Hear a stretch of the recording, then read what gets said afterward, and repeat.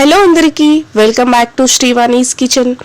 ఈరోజు మన కిచెన్లో చేసుకోబోయే యమ్మీ రెసిపీ వచ్చేసి ఆలూ బజ్జీ అండి. చాలా ఈజీగా సింపుల్గా ఇన్స్టంట్గా ఎలా చేయాలో చూపించబోతున్నాను. వీడియోని స్కిప్ చేయకుండా చూసేయండి.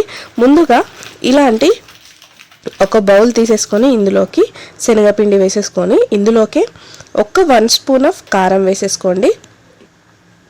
నేను ఎగ్జాక్ట్గా ఒక 150 గ్రామ్స్ ఆఫ్ శనగపిండి తీసుకున్నానండి. అండ్ ఒక స్పూన్ అండ్ ఆఫ్ ఉప్పు కూడా వేసేసుకోండి. ఇది చిన్న స్పూన్ కాబట్టి మీరు ఒక ఫుల్ స్పూన్ వేసేసుకోండి. అండ్ ఒక స్పూన్ అండ్ హాఫ్ ధనియాల పొడి వేసేసుకోండి తప్పకుండా, దీని ఫ్లేవర్ బాగుంటుంది కాబట్టి. అండ్ ఒక స్పూన్ ఆఫ్ వాము ఉంటుంది కదా, కొందరు ఓమా అంటారు, కొందరు వాము అంటారు కదా, అది ఖచ్చితంగా వేసుకోవాలి. అండ్ ఒక హాఫ్ స్పూన్ ఆఫ్ అల్లం వెల్లుల్లి పేస్ట్ వేసేసుకోండి.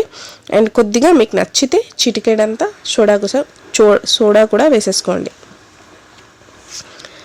అండ్ చిటికెడంతా పసుపు.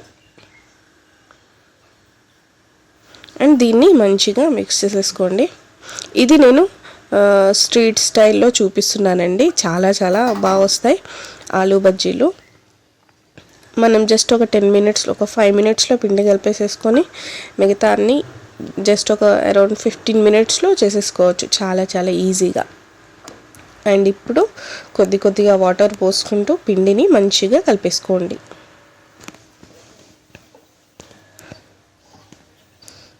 చూస్తున్నారు కదా, ఇలా కొద్దిగా వాటర్ యాడ్ చేసుకుంటూ కలిపేసుకోండి పిండిని. ఈ వర్షాలకి వేడివేడిగా ఆలూ బజ్జీ ఇంకా మిర్చి బజ్జీ తింటే చాలా చాలా బాగుంటుంది కదా అండి.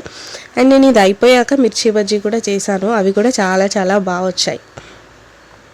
అవి నేనైతే ఇంకా సాల్ట్ జస్ట్ ఘాట్లు పెట్టా, బట్ సాల్ట్ కూడా ఏం స్టఫ్ పెట్టకుండానే చేసా. అవి కూడా చాలా చాలా బాగా వచ్చాయండి.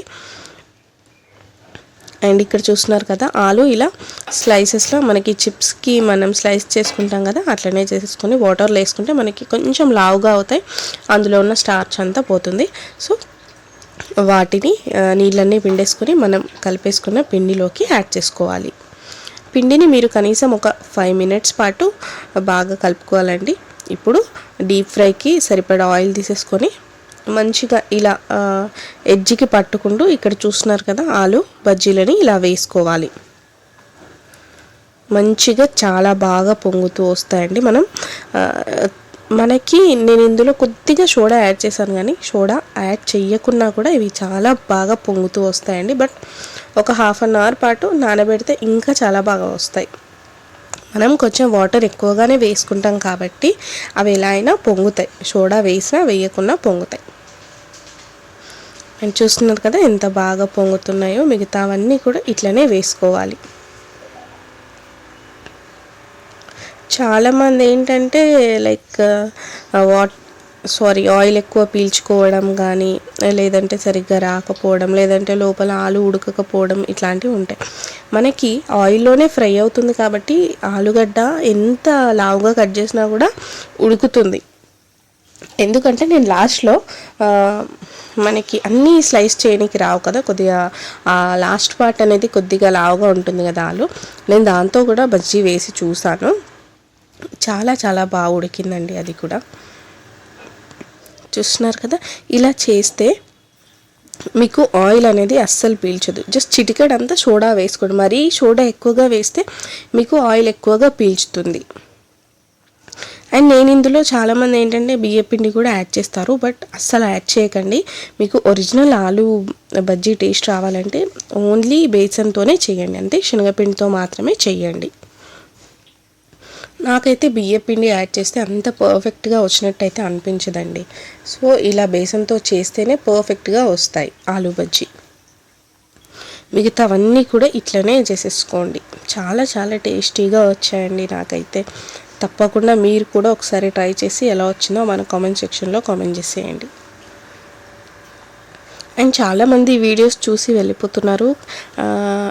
కామెంట్ చేయొచ్చు కదా, మీకు ఇంకేదైనా రెసిపీస్ కావాలంటే ఖచ్చితంగా ఫర్దర్ వీడియోస్లో చేసి చూపిస్తాను.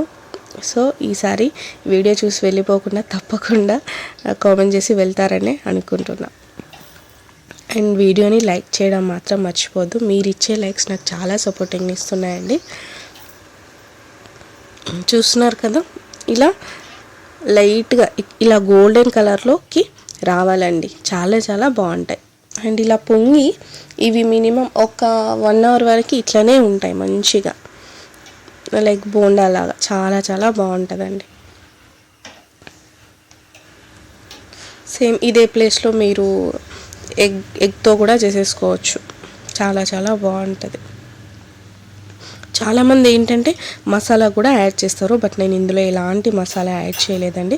చూసారు కదా ఎంత పర్ఫెక్ట్గా వచ్చాయో. చాలా చాలా టేస్ట్ అయితే నెక్స్ట్ లెవెల్ ఉందండి. ఖచ్చితంగా మీరు కూడా ట్రై చేసి ఎలా వచ్చిందో మన కామెంట్ సెక్షన్లో కామెంట్ చేసేయండి. ఇలాంటి మరెన్నో వీడియోస్ కోసం మన శ్రీవాణీస్ కిచెన్ని సబ్స్క్రైబ్ చేసుకోవడం మాత్రం మర్చిపోవద్దు. మీకు ఇంకేదైనా రెసిపీ కావాలంటే కామెంట్ సెక్షన్లో కామెంట్ చేసేయండి. Thank you for watching.